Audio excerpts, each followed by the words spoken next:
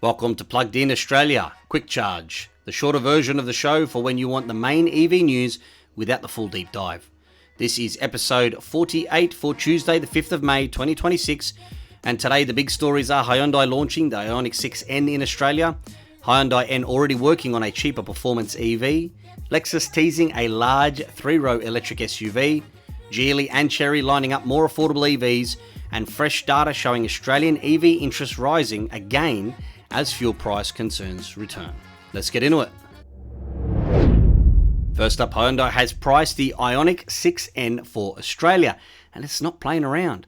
The new electric performance sedan starts from $115,000 before on-roads, exactly the same as the Ioniq 5N. It uses an 84 kilowatt-hour battery, dual motor all-wheel drive, and produces 448 kilowatts and 740 newton meters in standard form, or 478 kilowatt and 770 newton meters with N Grin Boost. Hyundai claims 0 to 100 kilometers an hour in 3.2 seconds, making it the fastest production Hyundai ever sold here.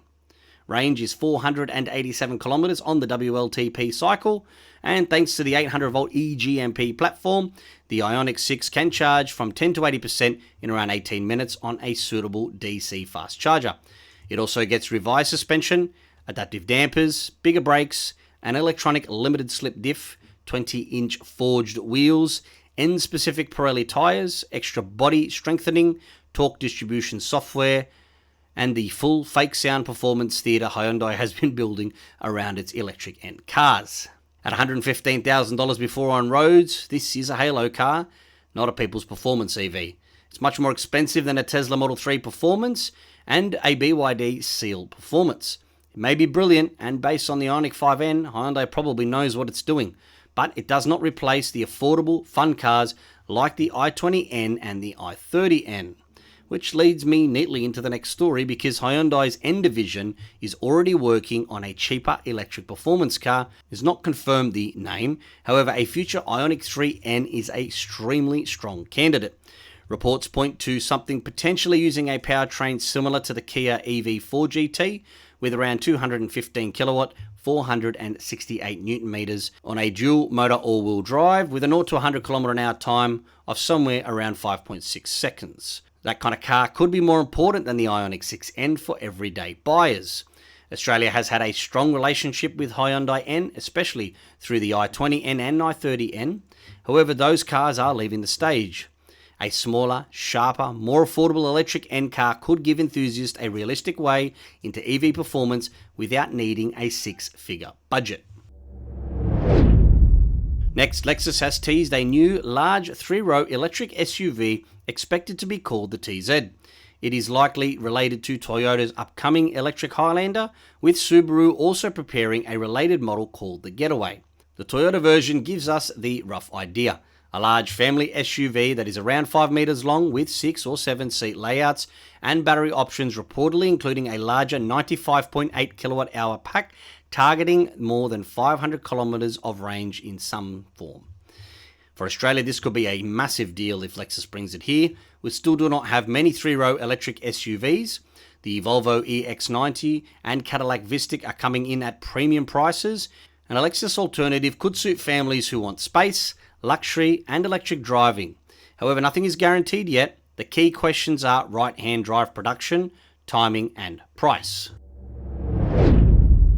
At the more affordable end of the market, Geely's EX2 is shaping up as one to watch. It was China's best-selling car in 2025, with more than 465,000 units sold, and it is due in Australia in the third quarter of 2026. Pricing is expected to be around the $30,000 mark.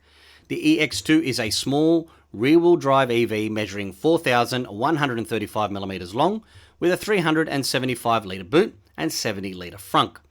In South African specification, it uses a 39.4 kilowatt-hour LFP battery and an 85 kilowatt rear motor, and offers 325 kilometers of WLTP range. It's not quick, but that's not the point. If Geely gets the safety equipment, warranty, cabin quality, and pricing right, this could become a very practical budget EV for Australian buyers. Geely is also preparing a much bigger plug-in hybrid push. By the end of 2027, it wants to more than double its Australian model range, with 3 new plug-in hybrid SUVs and a plug-in hybrid sedan. That includes larger family SUVs, boxier off-road style models, and the M Grand EMI sedan, which is being positioned against the Toyota Camry. This is important because not every Australian buyer is ready for a full EV. Some people tow, some people drive regionally, some cannot charge at home, and some just want a stepping stone. The trick is making sure these plug-in hybrids deliver meaningful electric range and a real efficiency, not just a marketing badge.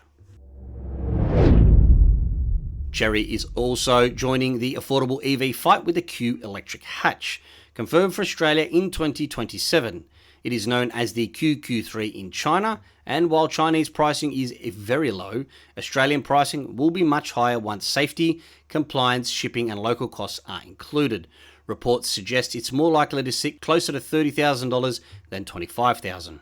The Chery Q is roughly MG4 sized, with rear-wheel drive, a 42 kilowatt-hour battery, around 350 kilometers of estimated WLTP range, a 375 litre boot and a 70 litre frunk.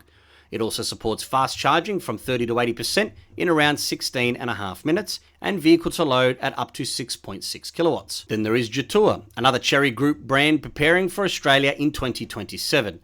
Jetour is taking a different angle. It does not want to be seen as just another cheap Chinese brand. It is talking about off-road SUVs, plug-in hybrid models and higher-end positioning, including vehicles like the T1, T2 and T2 IDM.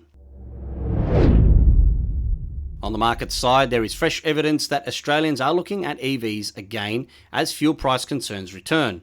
RACV says EV searches on its CarMatch platform jumped 461% in March compared with February, led by BYD, MG and Chery. Tesla and Polestar also more than doubled combined April sales compared with April last year, reaching 1,458 deliveries. Tesla delivered 1,225 vehicles, led by the Model Y with 822, while Polestar delivered 233 vehicles, mostly Polestar 4s. The Model Y was reported as Australia's top-selling vehicle overall for April. The ACT remains the national leader. In April, zero-emission vehicles made up 34% of new car sales in the territory. At the start of May, the ACT had 15,596 registered zero-emissions vehicles, and ZEVs made up just over 4% of the total registered vehicle fleet. And finally, Hyundai, Kia and Genesis have extended ICCU warranty coverage on selected EVs to 15 years, 300,000 kilometres. The ICCU is the Integrated Charging Control Unit, and it is a key part of the eGMP platform's charging and 12-volt system. The extended coverage applies to selected build periods of models, including the Hyundai Ioniq 5, Ioniq 6, Kia EV6, Genesis GV60, the electrified G80 and electrified GV70. That is good news for owners and used EV buyers, but it is also a reminder to check service campaigns, software updates, and build date eligibility.